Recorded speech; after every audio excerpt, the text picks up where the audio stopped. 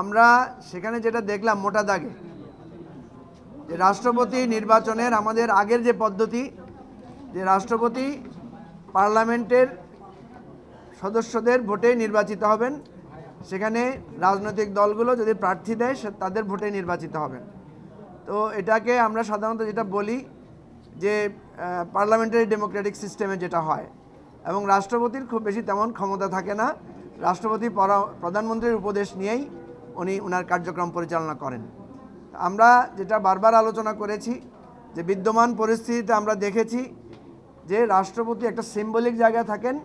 সকল রাজনৈতিক দলই আমরা অতীতে দেখেছি, সবাই আগ্রহ প্রকাশ করেছেন যে রাষ্ট্রপতি এবং প্রধানমন্ত্রীর ক্ষমতার ভারসাম্য দরকার, এবং রাষ্ট্রপতিকে কিছুটা সম্মান, মর্যাদা এবং ক্ষমতা ভাগ করে দেওয়া দরকার।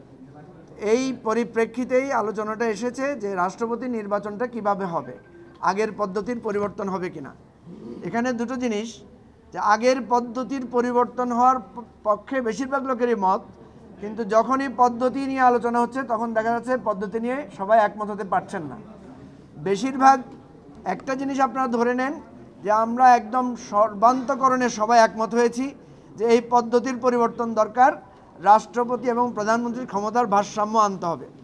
কিন্তু নির্বাচন পদ্ধতিতে গিয়ে আমরা দেখলাম দুটো আলোচনা এসেছে, যদিও একদম শেষ পর্যায়ে এসে একটা ইমপ্রুভমেন্ট আছে। সেটা হচ্ছে উভয় কক্ষ, আমাদের নিম্নকক্ষ এবং যদি উচ্চকক্ষ হয় তাহলে এই দুটো মিলে হয় 400 ভোট, 400 জন সংসদ সদস্য। আর যদি 100 নারী সরাসরি নির্বাচিত হন তাহলে হয় 500। তো এখানে একটা কথায় আমরা সবাই একমত হয়েছি যে এই 500 জনের সরাসরি ভোটে, যেহেতু আর্টিকেল 70-তে আমরা একটা সংস্কার এনেছি। আর্টিকেল 70-তে বলা হচ্ছে সংসদ সদস্যগণ স্বাধীনভাবে মত দিতে পারবেন। সুতরাং সেক্ষেত্রে গোপন ব্যালটের মাধ্যমে এই 500 জনের ভোটের ভিত্তিতে রাষ্ট্রপতি নির্বাচিত হবেন। এটার ব্যাপারে কারো কোনো দ্বিমত নাই, কিন্তু যোগ করা যেটা, সেখানে আরেকটা ইলেকট্রাল কলেজ যোগ করা যায় কিনা। সেই ইলেকট্রাল কলেজের মধ্যে দুই ধরনের প্রস্তাব এসেছিল। একটা হচ্ছে একদম ইউনিয়ন পরিষদের মেম্বার পর্যন্ত, অর্থাৎ সকল প্রতিনিধিদেরকে ইলেকট্রাল কলেজে একটা করে ভোটের অংশ নেয়। এটা অনেক বড় হয় সাইজটা।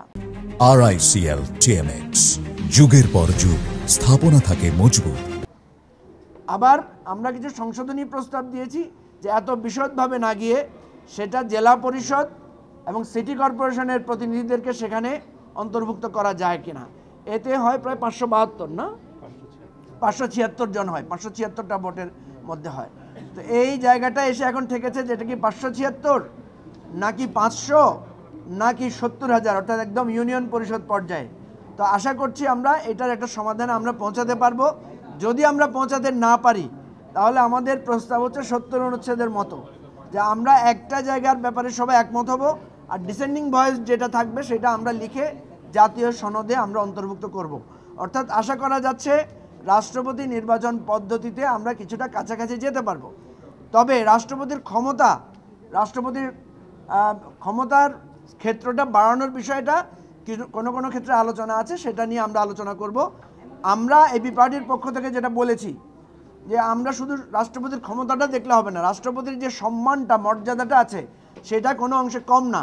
কারণ আমরা দেখি যে রাষ্ট্রপতি একটা ভাষণ দেন সংসদে, তার ভাষণের উপর আলোচনা হয়। আমরা দেখি প্রধানমন্ত্রী কোনো জায়গায় কোনো নীতিগত সিদ্ধান্ত নিলে রাষ্ট্রপতির কাছে গিয়ে তিনি রিপোর্ট করেন, বা বিদেশ সফরের পর আসে তিনি সেটা বর্ণনা করেন। এর বাইরে রাষ্ট্রপতির অনেকগুলো সম্মানজনক জায়গা আছে। আমরা উদাহরণ হিসেবে বলেছি যে ফ্যামিলিতে যখন গ্র্যান্ডফাদার থাকে, দাদা থাকে, উনি কিন্তু যখন বয়স হয় ওনার ক্ষমতা কমে যায় কিন্তু সম্মান বৃদ্ধি পায়। উনি হচ্ছে সিম্বল অফ ইউনিটি, উনি হচ্ছে সিম্বল অফ প্রাইড। কোনো কোনো ক্ষেত্রে ব্যক্তিত্বের উপর নির্ভর করে তার ক্ষমতা বা তার মর্যাদাও বেড়ে থাকে। তো এই ইস্যুগুলো আমরা আলোচনা করেছি। আমরা আশাবাদী যে অন্তত রাষ্ট্রপতি নির্বাচনের পদ্ধতি নিয়ে আজকে আমরা একটা ঐকমত্যে পৌঁছাতে পারবো, এবং আশা করি আমাদের এই ঐকমত্য কমিশনের যিনি সহসভাপতি ডক্টর আলী রিয়াজ, উনি আজকে আপনাদেরকে সেই বিষয়টা ব্রিফ করতে পারবেন। মঞ্জু ভাই, রাষ্ট্রপতির ক্ষমতার ভারসাম্যের জায়গাটা আপনারা কি প্রস্তাব করছেন যে রাষ্ট্রপতির ক্ষমতা বাড়ানোর কোন জায়গাটা দরকার?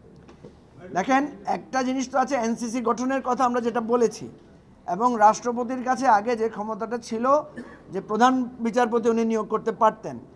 এখন রাষ্ট্রপতি কিন্তু যখন তত্ত্বাবধায়ক সরকার সময় থাকে তখন কিন্তু রাষ্ট্রপতি অটোমেটিক্যালি পাওয়ারফুল হয়ে যান।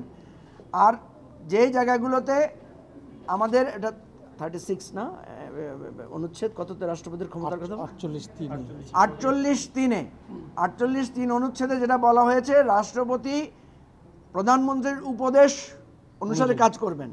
আমরা সেখানে বলতে চাচ্ছি যে রাষ্ট্রপতির পরামর্শক্রমে কাজ করবেন।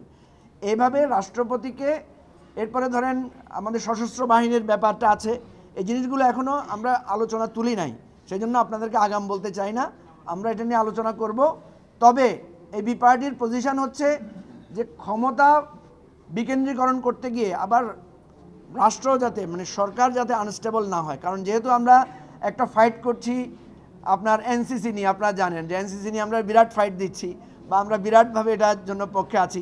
এনসিসিটা হলেই কিন্তু একটা মৌলিক জায়গায় একটা পরিবর্তনের দৃশ্য আমরা দেখতে পাবো।